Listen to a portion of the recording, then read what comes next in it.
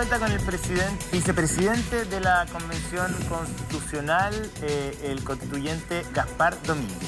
Oye, gracias por tu tiempo, Gaspar, porque sabemos que tiene mucha pega, está muy ocupado. De hecho, estábamos hablando durante la pausa si van a alcanzar, digamos, a votar cada norma en general y en particular en lo que queda de tiempo.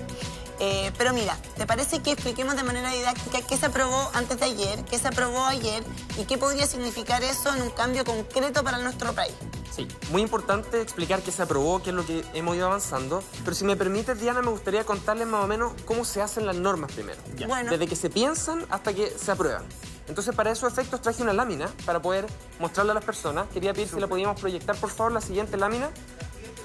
Están acá. Aquí. Primero, vámonos. Eso, ubícate ahí al ladito. ¿Cómo está distribuido el trabajo? Este es una especie de horario como podría ser un horario de clases de un niño que va al colegio. Se fijan, el día lunes hay trabajo de comisión, el día martes, miércoles y jueves, trabajo de comisión en las mañanas, y en las tardes tenemos pleno de deliberación. ¿Qué es pleno? Es cuando se juntan los 154 en la sala a discutir y votar. Entonces, martes, miércoles y jueves, en la tarde hasta la noche, trabajando en el plenario. Y en la mañana trabajan las comisiones. Exacto. Claro. Las comisiones son los grupos chiquititos que van viendo los temas específicos. Medio ambiente, derechos fundamentales, Estado, justicia, organización política. Así es. Y el día viernes es pleno total, hasta total despacho. Es decir, aquí vemos todas las normas que quedaron de la semana. El día de ayer, que fue el día miércoles... Espérate, ¿y eso puede durar? Y en la semana también. Ayer terminamos, por ejemplo, a la 1:40. Hoy día es jueves, claro. Ayer miércoles terminamos a la 1:40, el martes terminamos pasado la 1 también. Siguiente lámina, por favor, para mostrar cómo... Esa es la organización y cómo se hace. Como el horario. ¿Cómo funciona esto? En principio, llegaron casi 1.300 iniciativas de norma, algunas escritas por convencionales, otras escritas por la ciudadanía y otras escritas por personas que pertenecen a pueblos indígenas. Y esas normas son las que están aquí. Esa es la escrita por la ciudadanía, en la que uno tenía que inscribirse en un portal, por ejemplo, la de Banco Central Autónomo. Con mi plata no... bicameral, no bicameral, unicameral. Exacto, de las 1.300 normas que tenemos, 77 fueron normas que juntaron los patrocinios en la ciudadanía, es decir, las 15.000 firmas. Hay también varias que vienen de pueblos indígenas y varias también que vienen de los propios convencionales.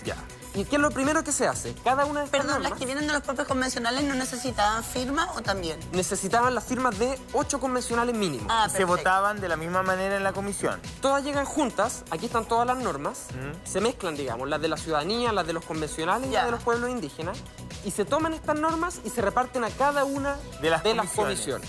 Según su naturaleza. Exacto. Que son 7 comisiones. Que son 7 comisiones. Perdón, entonces, ahí quería meter una polémica, una conversación, una discusión que hubo. La gente reclamaba porque decían que esas normas planteadas por la gente, que lograron 15.000 firmas, no debían haber ido a la comisión, sino que debían haber ido al pleno. Directo al pleno. Por ejemplo, hubo una que fue la de que fuera al Congreso, siguiera siendo bicameral. Y eso fue rechazada la comisión. Entonces la gente decía, ¿para qué le piden esfuerzo, juntar las firmas, todo? Si en una comisión, que en una instancia de deliberación más pequeña, se rechazó y no fue al pleno. ¿Eso es así? ¿Solo va a la comisión y ya no pasa al pleno? ¿O estamos equivocados? Todas las iniciativas de norma, independiente de quién la escribió o de dónde vengan, siguen el mismo flujo, porque las normas, a veces hay muchas normas, por ejemplo, incluso en las normas populares, muchas normas que tratan la misma materia, pero de distintas formas.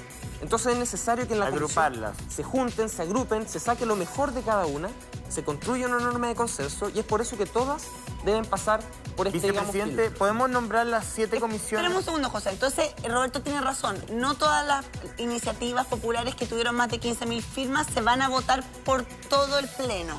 No, de hecho, ninguna norma se vota por todo el pleno, salvo las que salen de las comisiones. Todas pasan por comisión. Las comisiones las agarran, las amononan, las pegan, le sacan una cosa, la mezclan con otra. Que ojo, también responde un poco a la mecánica legislativa del Congreso. Claro. La verdad es que la mayoría de los proyectos de ley, si no todos, ahí yo no soy muy experto en técnica legislativa, pero la mayoría pasa por las comisiones.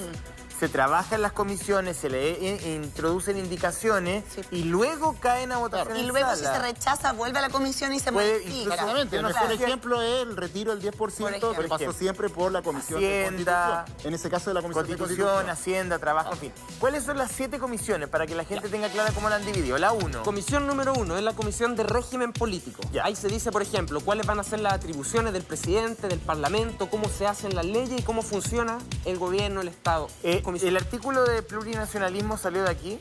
No, de la formación de Estado. Salió de forma de Estado. Ya, Sí. este entonces sistema político. Ahí, por ejemplo, ¿cuántas cámaras vamos a tener? Ya. Senado, Cámara de Diputados. bicameralismo. Y entonces, ahí somos entonces es un tema presidencial o candente. parlamentario, ahí. Hoy día Chile, por ejemplo, es un país que se llama hiperpresidencialista porque el presidente manda muchas cosas por sí solo. Mucho poder. Entonces hoy día hay bastante consenso en que el presidente debe tener un poco menos de poder para que sea compensado Súper, ya. por Entonces, lo otro. sistema político. 2. La comisión 2 es la comisión de principios constitucionales y democracia directa. Ya. Ahí se ven, por ejemplo, el Estado va a ser un Estado ecológico, va a ser un Estado de derechos, cosas, principios generales. Ya. Esa comisión también va a escribir el preámbulo, que va a ser algo así como el documento... El prefacio. El prefacio, claro. Ya. 3. 3. La 3 es la comisión de forma de Estado, Ahí el de Estado regional. que sale básicamente de ahí. busca descentralizar el poder para que no todo se decida en Santiago. Ahí está Ahí bien. está lo del Estado plurinacional. Plurinacional, regional, Intercultural. oceánico. Estado plurinacional. Oceánico, no, marea. Maritorio. Maritorio. Esas normas se votaron ayer, Sí, en el po. pleno. Así es. 4. La comisión 4 es la comisión a la que yo pertenezco, que es la de derechos fundamentales. Que probablemente Súper es una de las importante. que tiene mayor connotación pública porque se va a hablar de salud, educación, vivienda. Los temas candentes. Pues. ¿Tú tema elegiste de esa comisión? pensiones. ¿Cómo se repartieron las comisiones? Cada convencional podía elegir a cuál quería irse y necesitaba el apoyo de otros convencionales para poder llegar a esa ¿Tú comisión. elegiste esa comisión Sí, entonces? a mí me interesa particularmente los derechos sociales y la salud. 5. La comisión 5 es la comisión de medio ambiente. Súper importante. Claro. 6 6 es la comisión de sistemas de justicia. y 7. Que también se votó. El sistema pues, de ahí- justicia de aquí fue lo salió. primero que se votó. Fue lo primero. ¿Y la 7? Y la comisión 7 es la comisión que junta varios y agrupa varios temas: Ya. patrimonio, cultura, ciencias, conocimiento. Ya. ¿Y todas estas comisiones tienen un presidente? ¿Están Tienen organizadas? una así? coordinación paritaria, Ya. un hombre y una mujer Ya. o dos mujeres que están a la cabeza y van dirigiendo el proceso. Ya, Y esa, esa coordinación es elegida por los colegas convencionales. Interesante. Ya conocimos aquí el primer paso. Vamos a la otra lámina. Las Ya. Se normas toman y las entonces las comisiones. normas y cada una de las normas que se toma se manda a la Se comisión reparte. que corresponde. Acá. Entonces Se- las amarillas se van a la amarilla, las naranjas a la naranja y así. Y ahí Ya. se discute. Esa es la primera. Vamos a la siguiente lámina, por favor. Oye, este es un pera y manzanas prime. Ya. ¿ah? Oye, de la convención. sí. ¿ah? Este es un pera pera y y manzana. de Gaspar. Peras y manzanas Pera y constitucionales. constitucionales. Las peras y manzanas de Gaspar. Ya, Por pero ese presidente. eso para que después, porque ahí le dice a nuestra querida constituyente Elisa Loncón, que dice, pucha, los medios que muchas veces enfatizan cosas anecdóticas o estridentes, me parece que este ejercicio es súper bueno. ¿No? Y Muy esta cuestión es enredada además, entonces Claro. hay que mostrar con bonito. Entonces, Ya. la comisión toma las normas, las junta, las mezcla, le arregla Las cosas, discute, le pone las otra, debate, ya. las hace armónicas, Y se las debate, vota. se vota y cuando está lista, la comisión la manda al pleno. Entonces ahí tenemos el brazo eléctrico como de una máquina, Ya. toma la norma y la trae al pleno. Y el pleno es la instancia donde están todas y todos los convencionales votando. 155 convenciones. 154. Sí. Ah, Así es. Exacto. Falta Entonces el plenario toma la norma y dice, a ver, tomemos esta norma, me gusta o no me gusta, y se vota. Esto es lo que hemos hablado de 2 tercios. ¿Han escuchado esto? Sí, los 2 Ha tercios. generado Que tanta- estuvo bastante en discusión ahí desde el Pero hemos zanjado. pleno de los Pero significa tanta esto de los 2 tercios? Se ha insistencia en cuestionado. cambiar... Perdón, Somos yo ahí... 155 convencional, 155 escaños. En la práctica somos 154, ¿cierto? Y en este grupo, 2 tercios significa 103 votos. Ya. Entonces, para que una norma sea aprobada, tiene que Necesita- tener el voto de 103 personas. Si no consigue ese piso, ¿va a un plebiscito dirimente al final? Mira, viene a la comisión, Ya. perdón, al plenario, se vota. Ya. Si no logra esos votos, Vuelve a se la comisión. devuelve a la comisión. Ya, a que Entonces, se arregle. Señores de la comisión, tomen su norma y cámbienla. Por ejemplo, Pero es parecido a lo que ocurre en el Congreso. Sí, pues. sí, pues. por ejemplo, el sistema de justicia eran 16 normas, Ya. se aprobaron en general 14. Ya. Las otras 2 se devolvieron a la comisión. Y esas Señores, van a arreglen. volver al pleno. y vuelven a la comisión, la amononan, cambian algo, se negocia, la mejoran, se discute, y se viene debate. de vuelta. Que tú has mencionado, has dicho que eso va a ser una especie de bolsa de normas para revisar. A la bolsita de normas se van las que se aprueban en el plenario. Ya. Entonces las que se aprueban aquí con 103 votos se van a tomar y se van a mandar a la bolsa de normas aprobadas. ¿Qué pasa con las que son rechazadas en general por segunda vez? Cuando una norma es rechazada en 2 oportunidades, se muere. Muere. No vuelve a la comisión. No va a bolsa, no va a nada, va a la basura. Va a la basura. Va a la basura. Así es. Ya. Y como son 1.300 normas, la Constitución no va a tener 1.300 artículos. No. Claro. Entonces, muchas van a morir. Se va ¿Aproximadamente cuántos artículos debiera tener una constitución? Mira, no hay forma de precisarlo. Hay constituciones muy cortas, como la Constitución de Estados Unidos, que tiene 14.000 palabras. Inglaterra. Y hay otras constituciones que tienen más de 100.000 palabras, como la Venezuela, ¿Y tú eres Bolivia. partidario de Inglaterra no una constitución más pequeña o que norme más El derecho cosas? constitucional. Tiene que ser una constitución suficiente para resolver las demandas de la ciudadanía. Y la longitud yo creo que eso es un tema secundario. Ya. Ok. Entonces, lo que ha comenzado esta semana es la votación en el Pleno de Eso, las exacto. primeras normativas que han salido de las comisiones. Eso es lo que pasó el 15 de febrero, que Ya. fue un día, a mi juicio, histórico. Cierto. Fue el primer día donde se empezaron a votar normas en el Pleno. Y esto tiene una cosa muy chora, que nosotros tenemos un cronograma que establece el tiempo y las fases. Ese cronograma lo votamos el año pasado. Sí, claro, Y las allí se primeras definió, reglas. en ese cronograma, que el 15 de febrero íbamos a tener el primer pleno de deliberación. O sea, Y se lo cumplió. Ya, Choca perfecto. esos 5 puñitos. Muy Entonces, bien. que no me digan que la convención va atrasada. No, tenemos un cronograma y lo hemos cumplido a cabalidad y eso quedó demostrado. O sea, se va a cumplir Y en esa ese- carta. ¿Tú crees que van a terminar a tiempo? Para eso Ya. está. Perdón, Ahí. yo creo Con que ese eso es mismo súper valor vamos a estar importante apoyando. resaltarlo, Sí. porque hay una suerte también de verdad develada o mentira, ocultar cosas, de decir que en la convención se está puro bartoleando, perdiendo el tiempo, qué sé yo, y que no se avanza, no se avanza. Y aquí lo que tú acabas de decir es que no, que se están cumpliendo con las fechas que ustedes mismos se han planteado. Así es. ¿Y cómo es la deliberación en el pleno? Porque es una deliberación larga y para eso tenemos la siguiente lámina. Siguiente lámina. Primero, ¿cómo Tenemos funciona? El grupo de presentación. normas que viene de la comisión se presentan por 15 minutos. Dicen, oye, mira, estas son las normas que aprobamos, Las decimos explican como Exacto. una disertación así. como una disertación. Y eso lo explican los coordinadores de la comisión. Ya. Exacto, ya. Después se abre un espacio de debate que puede ser hasta 8 horas. Por eso nos hemos demorado. ¿Y ustedes Claro. que encontraban que este programa era largo?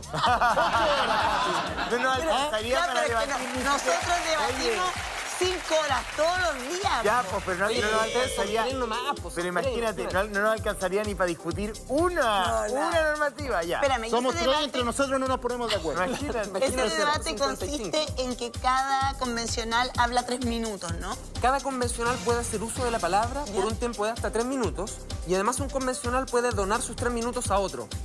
Por ejemplo, ayer hablamos de descentralización y yo vivo en una localidad aislada en la región de los lagos donde empieza la carretera austral. Entonces yo quería hablar de descentralización.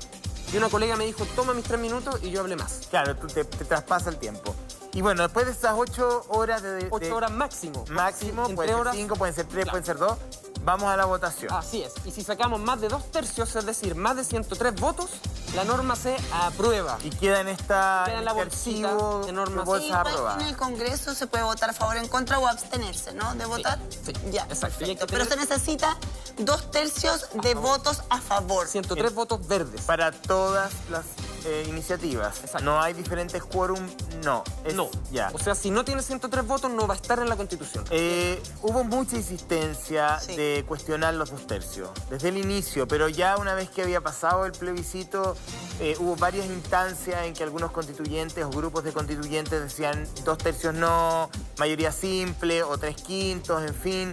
Y uno decía, un poquito majadero, porque si ya se firmó un acuerdo político y bajo esas condiciones la gente votó, ¿por qué volver a reiterar el tema de modificar el quórum, que es algo tan relevante? Me gustaría conocer su opinión respecto de esa insistencia, un poquito... Majadera. Sí, un poquito majadera. Mira, es una posición a mi juicio legítima, que yo no la comparto, pero es legítima. Y básicamente tiene que ver con que si yo quiero poner una norma, y yo creo que mi norma es muy buena, yo digo, oye, si con la mitad basta. Con la mitad yo creo que esta norma tiene que aprobarse.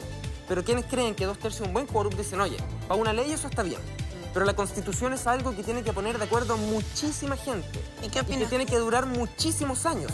Por eso yo creo que los 2/3 es un buen quórum, porque de alguna manera, si algo tiene 103 votos, es porque mucha gente está de acuerdo. Además, perdóname, en la práctica se ha demostrado que no ha sido difícil llegar a ese quórum, porque en la primera jornada se aprobaron 16 de 18 normas, y ayer lo mismo, se aprobó la gran mayoría, entonces está comprobado en la práctica no ha sido un impedimento para lograr acuerdos.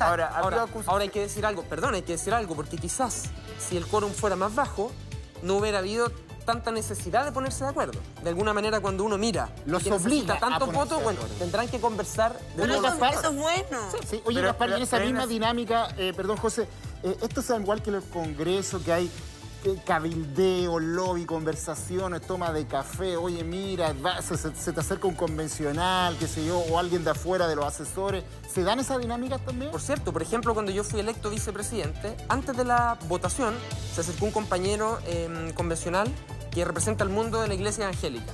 Y me dijo, oye, yo quiero votar por ti, pero antes quiero que me digas qué piensas de la familia. Entonces yo le dije lo que yo pensaba, me dijo, ya, tienes mi voto.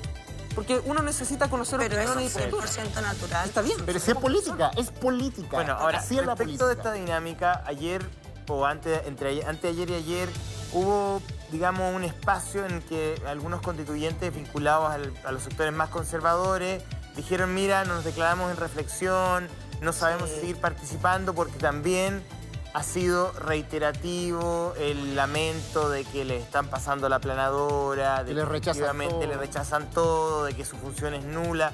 Me gustaría saber cuál es tu mirada respecto de eso. Y si es efectivo que algunos constituyentes de derecha se van a restar del proceso. Bueno, eso habría que preguntarle a quienes emitieron esa opinión. Yo me quedo con lo que dijo la convencional Marcela Cubillo, a quien debo decir que respeto mucho.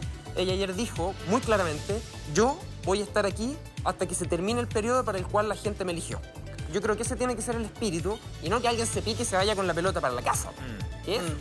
No, y además que, perdón, ahí todos fueron electos por un porcentaje de población que confió en ellos para redactar la Carta Magna. Entonces no es que cada uno de ellos postuló un trabajo y después dice, ya, me cambié de trabajo porque no me gustó. No, ellos están ahí en representación. Lo que pasa es que la pregunta que la derecha no se hace, porque cuando hablo de la derecha no hablo de partidos políticos, sino que hablo de aquellos constituyentes que acusan una aplanadora o que acusan una suerte como de soberbia intelectual o de falta de discusión. El estadio anterior es decir, bueno, ¿por qué nuestras ideas tienen tan baja representación en la convención? Yo creo que esa es la gran pregunta que ellos deberían hacerse. ¿Por qué nos fue tan mal en ese ejercicio? ¿Por qué no logramos llegar al tercio? ¿Por qué no llegamos a lograr al 40%? Entonces, yo no sé si ese grupo de personas estará haciendo la reflexión de por qué Chile escogió una convención bajo estas características. Y después, bueno, evidentemente hacer una crítica a la técnica de debate. Pero los constituyentes no están obligados necesariamente, como no bajan de los 2/3, tampoco deben subir al 100%. Una normativa no tiene por qué ser aprobada por el 100% de los constituyentes. Entonces, no sé, yo desde ahí creo que la discusión de la derecha debería ser más en sí misma que apuntando a los demás. No sé si usted coincide conmigo. Ahora, hay aspectos que de todas maneras han tenido amplio consenso. Si uno revisa las votaciones, por ejemplo, del día de ayer o de anteayer, uno puede ver que hay aspectos que prácticamente todos votaron a favor, salvo una, dos o tres personas. Por ejemplo, que el acceso a la justicia sea gratuito. Tuvo prácticamente todos los votos. Que la justicia sea imparcial. Tuvo prácticamente todos los votos.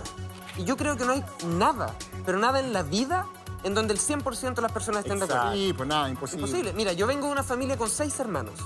Y cuando queríamos comer pizza, a mi hermano no le gustaba el champiñón, al otro no le gusta el tomate, yo casi no como carne, entonces tenemos que ponernos de acuerdo. De eso que estás hablando tú, por Dios que lo vivo yo a diario. Tengo 4 hijos y es difícil. Y además son mañosos y mamón. Oiga, vicepresidente, me gustaría que entráramos ya a las normas que han sido aprobadas. Podríamos si empezar, por ejemplo, con los sistemas de justicia, porque eso ha causado harto ruido, explicar quizás, porque, por ejemplo, va a haber una justicia distinta para personas naturales chilenos que respecto de personas de origen indígena, por ejemplo. ¿Eso qué significa? ¿Significa que, por ejemplo, una persona de origen indígena va a ser tratada de una forma distinta? ¿Va a ser la justicia más benévola con él que con otro? ¿Cuál es el meollo? ¿Los jueces serán distintos? Bueno, ¿cómo opera? Bueno, lo primero, hoy día en Chile... Perdón, Diana. No, solo te quería interrumpir para dejar claro algo del proceso. Las normas se han aprobado hasta ahora en general y luego van a ser discutidas en particular. ¿Qué significa eso? Estas normas que se aprobaron, que están allí en la imagen, son normas que se aprobaron en general y eso significa que está buena la norma, nos tinca, nos gusta.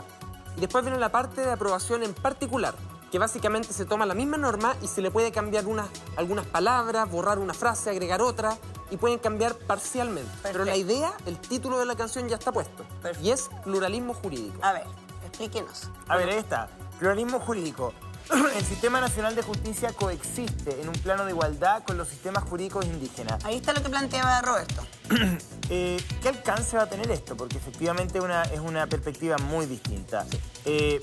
Voy a ir a lo súper concreto, y a lo mejor voy a hacer una pregunta de una aberración, pero una persona de origen indígena que comete un delito va a ser sometida a un juicio distinto, en tribunales distintos, con jueces distintos, bajo otra normativa. ¿Eso es o no? Por ningún motivo, rotundamente no. Vamos terminando con esos mitos. Bueno, hoy día existen en Chile sistemas de justicia paralelos. Por ejemplo, ustedes han escuchado la justicia militar. Claro. Son otra justicia que funciona con otros códigos, que tienen otros jueces y tienen lógicas distintas. En la propuesta que ha salido de la Comisión de Justicia no existe esta diferenciación entre justicia militar y justicia ordinaria, pero sí se aprobó la perspectiva o el principio de pluralismo jurídico. Es decir, que el sistema de justicia coexista, como dice aquí mismo, en un plano de igualdad con sistemas jurídicos indígenas. Pero se ha dicho que estos sistemas jurídicos indígenas tienen límites. Lo primero, que es una discusión que vamos a dar más adelante, porque ahora se aprobó el principio, en términos generales. ¿Ya? Pero probablemente hacia donde va a terminar la discusión es que, por ejemplo, primero que sea voluntario. Es decir, dos personas indígenas, que voluntariamente decidan someterse a este sistema jurídico, puedan hacerlo. Segundo, cuando sea para problemas jurídicos, probablemente que no sean penales o criminales. Ni homicidio, ni incendio, ni accidente. Perdón, dos personas indígenas que tengan un conflicto, dices tú. Claro, porque eso es la justicia. Que voluntariamente decidan ir a ese tribunal indígena. Así es. Ok, pero no para delitos de sangre, no para la justicia penal. No para la justicia Un problema penal. Civil, por ejemplo, dos personas de origen indígena que no se han puesto de acuerdo en... ¿En dónde va el palo que separa los terrenos? Por ejemplo. O sea, y cuando los dos quieran, y segundo, es súper importante... ¿Y si es una persona de origen indígena con una persona de origen chileno? Si no quieren, no. Las dos partes tienen que estar de acuerdo para someterse a este sistema jurídico indígena. Así es. Esto no es lo que se votó ayer, quiero precisar, pero probablemente la discusión va a caminar en esa dirección en las próximas semanas. Es que es muy importante lo que está diciendo, Gaspar. O sea, mira, si hoy día ustedes ven, por ejemplo, que si hay dos personas que son indígenas, tienen un problema menor porque el perro de uno se comió la gallina del otro, porque eso pasa en el campo. Bueno, si ellos deciden, los dos, que una autoridad ancestral de ese mismo pueblo indígena defina cómo resolver el conflicto, y siempre y cuando esta definición no vulnere los derechos humanos, o sea, no se puede, por ejemplo, pegar como castigo, ¿no es cierto? O sea, obvio. Que no vulnere los derechos humanos, por cierto, que a mí me parece plenamente legítimo. La coexistencia de ambos sistemas de justicia tiene que ver con que haya una coherencia también normativa. O sea, no puede ser que el sistema jurídico indígena ponga como castigo cortar la mano. ¿Y quién va a hacer esa coordinación de la que menciona el José, en que no se contraponga un sistema de justicia con el otro? Sí, efectivamente se establece la creación de un organismo que permita coordinar estos dos sistemas de justicia, pero como les dije, con limitación de los derechos humanos, porque eso es fundamental. Ahora, hay que ver el detalle, vamos a entrar a picar después. Estamos en los principios. Pero quería acotar, vicepresidente, que me acuerdo que alguna vez hubo algún tema de conflicto con algo parecido, algo que se avanzó un tiempo con lo que se llamaba la ley Rapa Nui. La ley Rapa Nui hubo mucho conflicto porque de alguna forma, ustedes saben que en la isla de Pascua, por ejemplo, había mucho problema con violaciones o malos tratos de hombres hacia mujeres. Entonces esa ley como que de alguna forma suavizaba las penas y ahí hubo que entrar a modificar esa ley porque las mismas mujeres Rapa Nui se quejaban de que esta situación la estaba complicando a ella. Entonces, esto no iría en esa dirección, por lo que usted nos plantea. Bueno, desconozco el caso que usted me menciona, pero la constituyente Tiare de Isla Rapa Nui dijo que eso no era así. Me gustaría preguntarle a ella un día el detalle, cómo precisarlo. Lo que sí quiero decir es que el ejemplo que ustedes me ponen es un ejemplo donde se vulneran los derechos humanos, en consecuencia no cabe dentro de este sistema. Quería ir a la paridad y perspectiva de género, que también ayer había muchas interpretaciones tuiteras, que al final las redes sociales terminan muchas veces distorsionando las cosas. Los tribunales, cualquiera sea su competencia, deben resolver con enfoque de género. En concreto, ¿qué quiere decir esto? Bueno, la paridad y la perspectiva de género, primero la paridad es más como fácil de comprender, ¿cierto? Es estadístico. Es que hoy día en la Corte Suprema los ministros son 21, 22 y mujeres son 6, 7. Perdón si el dato no lo manejo bien. Más o menos por ahí. La mayoría es hombres. Sí. Entonces, la idea es que en todos los tribunales sean mitad y mitad, al menos. En términos nominales, o sea, de número, ya. Mitad y mitad. Entonces eso parece ser que vino para quedarse con la convención. Ustedes ven que la mitad son hombres y la mitad son mujeres, y a mi juicio esto vino para quedarse en todos los órganos de todos los poderes del Estado, parlamento, tribunales, y me parece, por cierto, que está muy bien. Excepto en este programa donde hay una mujer y yo. Sí. Soy una cosa entre medio. Entre hombre y mujer. ¿Pero qué estás diciendo?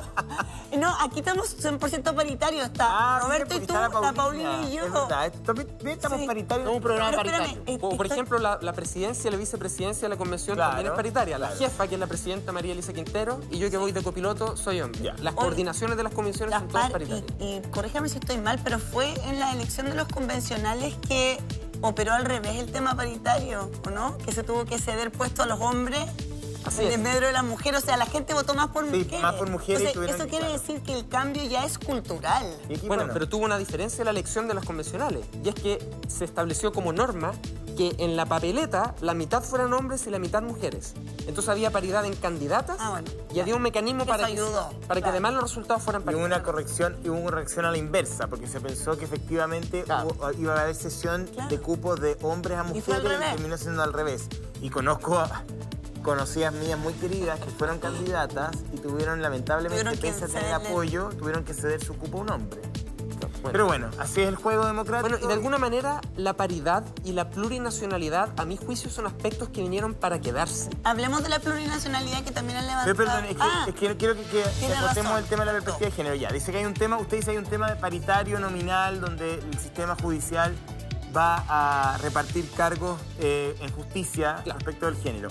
¿Y qué otro? ¿Deben resolver con enfoque de género? ¿Qué significa eso? Bueno, hay un hecho cierto, y es que hoy día existen situaciones estructurales de la sociedad que hacen que las mujeres se enfrenten a una desventaja que no tienen los hombres. Por ejemplo, cuando alguien se enferma, ¿quién lo cuida? Esto yo lo veo todos los días. Las hijas cuidan a los padres enfermos. O las hijas a los padres. Sí. Las madres cuidan a los hijos mientras los papás hacen otras tareas. Todavía hay familias en donde las niñitas tienen que lavarle y servirle a los hermanos y los hermanos se quedan sentados. Sí. No sé si les suena como historias familiares. Sí, absolutamente. Entonces, en mi casa, afortunadamente no, pero sí es muy, muy común. O por ejemplo, las mujeres cuando caminan en la calle no pueden salir tarde como los hombres porque se exponen a situaciones de violencia que no los hombres. Entonces, hacerse consciente de esto, tener presente que las mujeres viven situaciones que les dificulta desarrollarse en condiciones de igualdad a un hombre, es la perspectiva. En la práctica de la redacción de la norma, ¿cómo queda eso plasmado? Bueno, en la práctica tiene que ver con que, primero, cuando se escriban las leyes y cuando se tomen decisiones, se tenga esto presente. Esto no implica una acción concreta, implica una perspectiva. Es decir, téngase presente. Es un llamado de conciencia. Esta es una situación que existe y cuando tome decisiones, considérela. Ya, perfecto.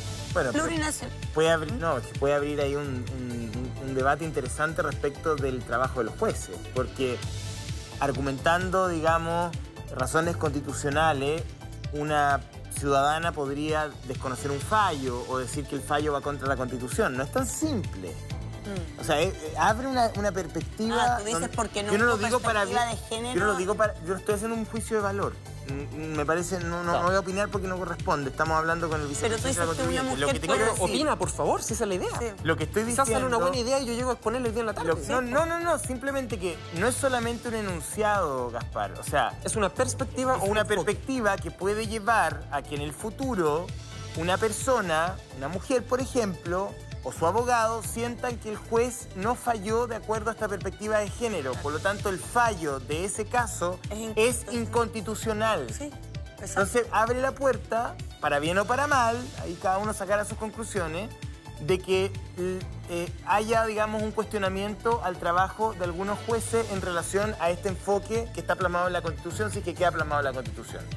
Pero me gustaría avanzar la plurinacionalidad. Bueno, la plurinacionalidad... Es complejo, perdona, por ejemplo, porque mujeres es que muy abusan. subjetivo, ¿no? Bueno, ¿qué más subjetivo que escribir una Constitución? Bueno. ¿Cierto? Además. Ahora, imagínense ustedes, por ejemplo, esto que tantas veces hemos escuchado, mujeres que son víctimas de abuso sexual o de violencia sexual, y la explicación que, oigan, hace 30 años se escuchaba, bueno, es que andaba con la falda muy corta. Entonces, bueno, es que ella lo provocó por tal o tal acción. Ya, pero eso es bien inaceptable. Pero eso, por Dios, yo creo que todos lo han escuchado alguna vez. Cada vez menos, afortunadamente. Sí. Entonces, ese juicio carece de perspectiva de género. Pucha, nos Exacto. saltamos la Bueno, sí, plurinacionalidad, ahí uno lo pero ve. si la vemos cortito, Piri, ¿cómo nos vamos a saltar la plurinacionalidad? Porfa.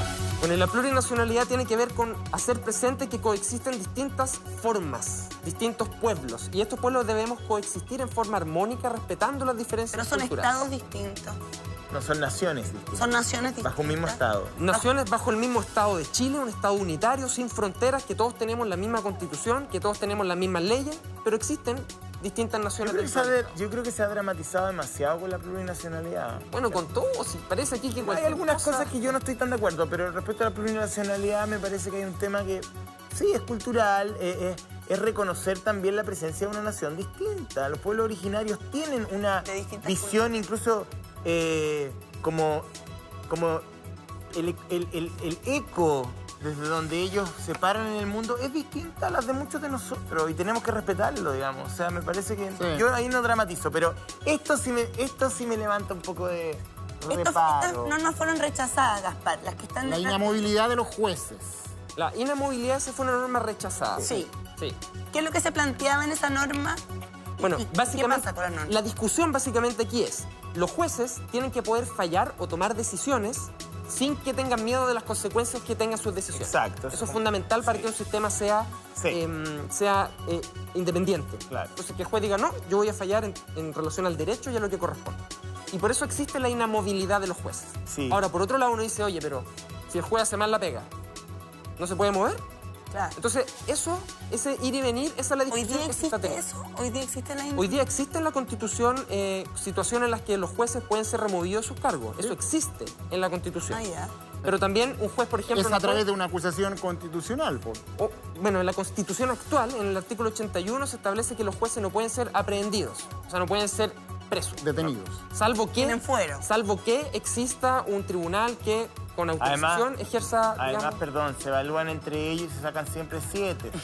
A ver, ¿por qué no nos evaluamos nosotros acá? Yo te evalúo a ti, tú a mí... Pero perdón. Oye, ¿qué nota me ponen? ¿Es una caricatura lo que estoy diciendo o no? No, pero efectivamente así, esa es la pues. discusión. Y como quedó redactado, el Pleno de la Convención le pareció que no era razonable, se rechazó y se va a volver a discutir. Pero ese es el espíritu de la discusión. ¿Hasta qué punto son inamovibles, intocables? ¿Y hasta qué punto podemos controlar la pega que hace? No tan frío que te congele ni tan caliente que te queme. ¿No? Hay que buscar el equilibrio. Y segundo, ¿quién evalúa? Sí, ¿quién y evalúa? si elegimos que evalúa otro grupo, bueno, ¿quién elige a ese grupo? Y también, ¿cuáles serían las razones para poder remover a un juez? ¿Cuáles serían razones legítimas, no? Por ejemplo, razones legítimas, uno piensa en el extremo, por ejemplo, de que descubramos que un juez cometió un delito. Asesinó, por ejemplo, a alguien y existen pruebas. O que tiene conflicto de o que queda, por ejemplo, en evidencia un supuesto de que un juez decidió porque alguien le transfirió plata para decir de una manera. ¿Eso hoy día no es posible? O sea, hoy día es posible. Pero la pregunta es, ¿cómo establecemos estos límites? Y el marco general va a quedar en la Constitución, pero no hay ninguna norma aprobada en ese sentido todavía. Cuando uno hablaba con Arturo Zúñiga o con... no recuerdo en este momento, pero algunos... Fernando Atria nos daba la perspectiva distinta, pero quienes estaban en contra de esto decían la inamovilidad de los jueces tiene una razón de ser y precisamente es parte de la garantía de independencia del Poder Judicial. Entonces la pregunta que uno se hace es que sean movibles por parte de un Consejo de Justicia ¿puede hacer que el Poder Judicial sea menos independiente? Bueno, hoy día el Poder Judicial tiene problemas en términos de su independencia por dos razones. A ver. La primera tiene una razón que se llama horizontal, y es que los jueces que están arriba evalúan a los jueces que están abajo. Entonces los jueces que están abajo, uno espera que fallen en torno al derecho y a los hechos, y que decidan. Pero hoy día evalúan en torno al derecho, a los hechos, y al criterio del de arriba, y mirando lo que está diciendo el jefe, porque el jefe lo va a evaluar. Entonces es un problema de independencia interna. Y hay un problema también de independencia horizontal, que tiene que ver con quién, por ejemplo, puede moverlos desde afuera. ¿Pueden los parlamentarios moverlo, cambiar una ley y sacarlo? Entonces, yo creo que más allá del detalle técnico, que por cierto hay que discutirlo y no está resuelto, es que estas decisiones las tomó una comisión de 8 personas en los años 80, en los años 70, que escribieron la Constitución actual. Y ahora estamos abriendo esta discusión en un órgano representativo, lo estamos discutiendo en un matinal y la ciudadanía puede opinar. Entonces, yo creo que eso es lo más importante. Estamos abriendo la posibilidad de discutir estas cuestiones que antes estaban escritas prácticamente en piedra y ni siquiera se podían comentar. Vamos a la próxima. Perdón, antes de pasar a la ejecución de resoluciones, respecto a la inamovilidad, también los nombramientos de los jueces. O sea, ¿es suficientemente independiente el Poder Judicial si el nombramiento de jueces pasa necesariamente por los otros dos poderes? Discúlpenme, pero no, pues. O sea, si el presidente es quien decide a partir de una terna, si eso va a una confirmación del Poder Legislativo, de todas maneras, querámoslo o no, aunque suene muy feo y a los jueces no les guste, ellos quedan subsidiarios de los otros dos poderes del Estado. Entonces, la búsqueda de un sistema de nombramientos completamente independiente de las decisiones que tome La Moneda o que tome Valparaíso, me parece que también es un camino que la Constitución debería explorar. Exactamente. ¿Y cómo podría ser ese sistema? A través de un Consejo de Justicia. Esas son las discusiones que están... Oye, el mejor ejemplo es lo que ocurrió con la elección del fiscal nacional, del último fiscal nacional, cuando se supo en los días previos a que fuera confirmado en el Congreso las reuniones que tuvo en casa de senadores, en su casa. Claro. Entonces, claro, ¿qué independencia va a tener ese fiscal nacional si tuvo reuniones con políticos, si tiene que ver cosas que tengan que ver con políticos? El punto es que el Poder Judicial hoy día goza, aunque los jueces la jueza Vivanco me llame y me rete, goza de una independencia aparente, no real, en su total dimensión, Gaspar. ¿Tú decías que es un buen ejemplo, Gaspar? El ejemplo que tú dijiste es muy bueno, porque finalmente si los parlamentarios roban, si un parlamentario roba, roba así explícitamente, un financiamiento irregular de campaña, quien juzga o quien persigue las causas es la Fiscalía. Sí. El jefe de los fiscales lo elige el poder parlamentario también. Entonces uno tiene que decir, bueno, ¿cómo diseñamos algo que permita la mayor independencia posible? Y todas las opciones tienen problemas y todas las opciones tienen problemas, unos más grandes, unos más... Entonces, en el fondo hay que tener la discusión de buena fe, abrirse a todas las posibilidades y todavía algo que no está resuelto. Son temas que están en discusión. Ya, esa norma que se rechazó vuelve a la comisión, va a ser modificada y luego se vuelve a votar en el Pleno. Bueno, yo voté en contra de esa norma, pero no por la razón que ustedes dicen, sino por una parte que no está puesta ahí en la norma y tiene que ver con que decía que hoy día la Constitución actual dice que los jueces a los 75 años, hasta los 75 años pueden estar en la Corte Suprema. Y la propuesta que salió de la comisión dijo que hasta los 70. Entonces ahora ya no van a poder ser tan mayores como son ahora. Entonces ¿Eso te parece mal? A mí me parece mal, por eso yo voté en contra. Porque mira, y muchos dicen, bueno, que cuando son mayores se quedan dormidos, tanto... Mira, yo creo que hoy día una persona de 75 años es muy distinto como era una persona de 75 Diana, años, yo estoy de acuerdo. hace 40 años. Por eso voté en contra. Claro. Porque hay personas de 80 años que salen a trotar. Bueno, mi papá tiene 89 años y está plenamente vigente. Y además ahí también se requiere sabiduría, la sabiduría lo da los años. Bueno, pero es una discusión también abierta y legítima, ¿cierto? Sí. Y eso es lo importante, que nos demos la posibilidad de discutir democráticamente cómo queremos dibujar el sistema. Y no vetar temas. No vetar temas, por cierto. No podemos poner un comité de censura. Por ejemplo, una convencional, que yo respeto mucho, María Rivera, hizo una propuesta muy sui generis. Sí. Y esta propuesta era eliminar los poderes del Estado y transformar una asamblea. Hacer un soviet. Una asamblea. Y ella la presentó, oye, pero salió en todos los medios. De las 1.300 normas, esta la pusieron, pero ganó portada. Y tuvo 0 votos. Sí. Y a mí me decían, ¿qué opina usted de que la María Rivera haya presentado esta norma? Bueno, está bien. Si representa un grupo de personas que piensan esto. ¿No? Ahora tuvo 0 votos. 0, no tuvo 1, tuvo 0. Esa es la democracia. Y eso no salió con la misma fuerza. Por cierto, no se destacó, pero, no podemos poner un comité de censura que diga, esta norma no la vamos a discutir. Claro, es verdad. Claro, exactamente. Está bien que todo se debata y que todo vaya a discusión. Vamos con la otra que también fue Ejecución de rechazada, que resoluciones. era la ejecución de resoluciones. Dice, los órganos que ejercen jurisdicción podrán impartir órdenes o instrucciones directas a la fuerza pública.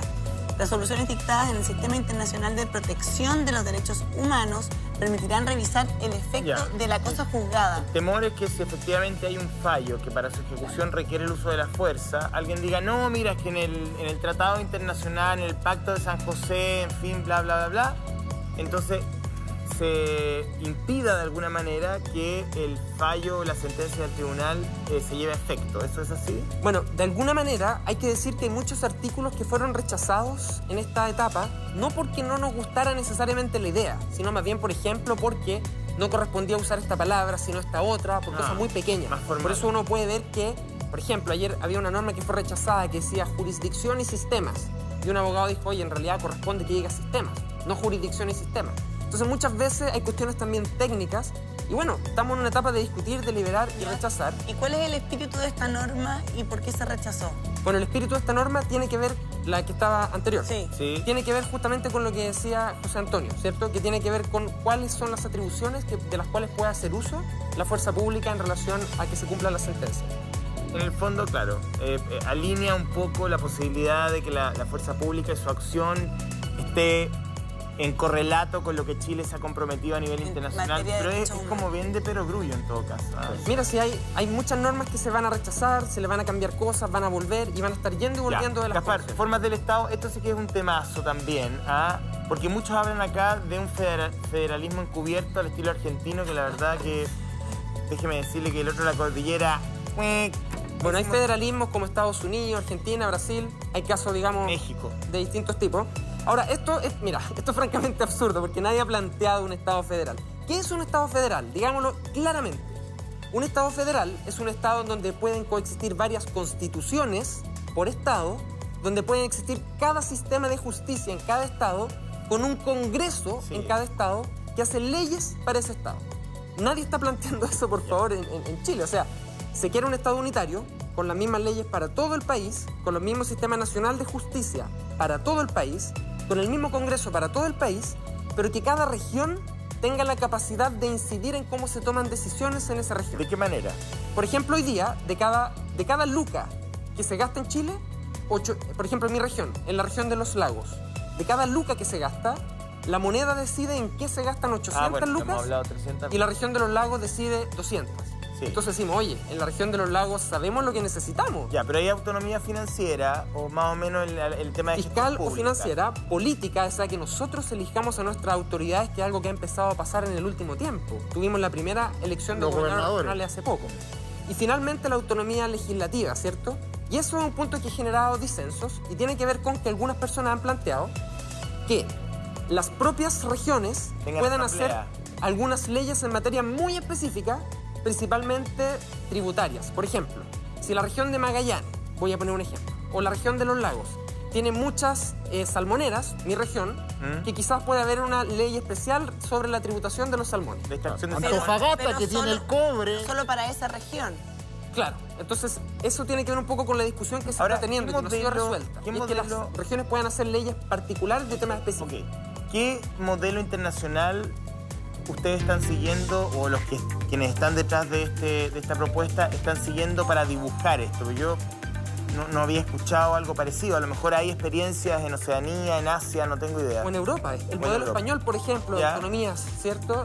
Tenemos el modelo italiano, en donde, por ejemplo, la estrategia del COVID en unos estados de Italia fue distinta a otras provincias de Italia. Entonces, aquí fue la misma. Por ejemplo, donde yo vivo fue tan ridículo, porque donde yo vivo, para calefaccionarse hay que usar leña. Entonces, cuando había cuarentena, en la lista de permisos que pedían los trabajadores, los militares, los médicos, la gente que salía, los electricistas, podían salir, por ejemplo, a trabajar en cuarentena. Pero donde yo vivo necesitaba la persona ir al monte a hacer la leña, o sea, cortar los árboles y hacer leña. Y ese permiso no estaba en la página del ministerio. Entonces nosotros reclamamos, oye, eso no se ajusta a nuestra realidad. Pero claro, la lista de permisos lo hizo un señor en Santiago. Entonces, las autonomías regionales tienen que ver con que las propias regiones puedan definir algunos aspectos de cómo implementan sus políticas en salud, educación y otras materias. Y de la autonomía de las entidades territoriales, regiones autónomas, comunas autónomas, autonomía territorial indígena, autonomía política, administrativa y financiera. Es básicamente lo que usted es lo que estamos conversando, explicando. pero por favor, para ser muy claro, esto sigue siendo Chile un país unitario, no se puede restringir el flujo entre una región y otra, no. Nada de eso es cierto. Ni digamos, ok. El tema de la tierra indígena y del derecho a propiedad, cortitos, que tenemos que... Conversábamos con Fernando Atria y con Arturo Zúñiga ayer respecto al derecho a propiedad y las condiciones de expropiación, que desde la derecha la han cuestionado porque dicen cómo es posible que si me van a expropiar no me paguen inmediatamente y me definan un precio y me paguen en 20, 25 años, no tengo idea. Efectivamente se abre la posibilidad a que en ese aspecto el derecho a propiedad sea más débil. Bueno, hoy día el derecho de propiedad como se preaprobó en la comisión, ¿cierto? Porque falta que pase al pleno y todo lo demás. Es un derecho que está al nivel de países como por ejemplo Alemania. Es un ejemplo que se ha puesto mucho porque es comparable. Pero la Constitución actual chilena desarrolla mucho el derecho de propiedad y dice, por ejemplo, que si una persona será expropiada, debe ser pagado con efectivo al valor comercial y antes de que sea, digamos, expropiada. Y las normas que se están discutiendo ahora, que no están definidas, por cierto, no han considerado poner eso tal cual como está en la Constitución, y es una discusión que está abierta. Claro, algunos dicen que eso se presta a abusos del gobierno de turno para expropiar un terreno, no pagarlo en el valor comercial, pagarlo a un precio menor y en un plazo de tiempo enorme. O sea, que no esté en la Constitución, Diana, significa que va a quedar sujeto a las leyes. Claro, no significa que no vaya a funcionar de esa manera. O sea, en Alemania no pasa el ejemplo. Tendría que haber una ley que regulara el precio. O que modifiquemos el artículo, si son discusiones abiertas. Lo importante es darse la posibilidad de discutirlo. Gaspar, queda tanto por conversar. Vicepresidente, bueno, extraordinaria la presentación. Creo que es un ejercicio de lujo que hemos hecho aquí en el Mucho Gusto para llevar el trabajo de la Convención Constitucional a la gente, aterrizarlo, explicarlo con pera y manzana. Este es un pera y manzana golden.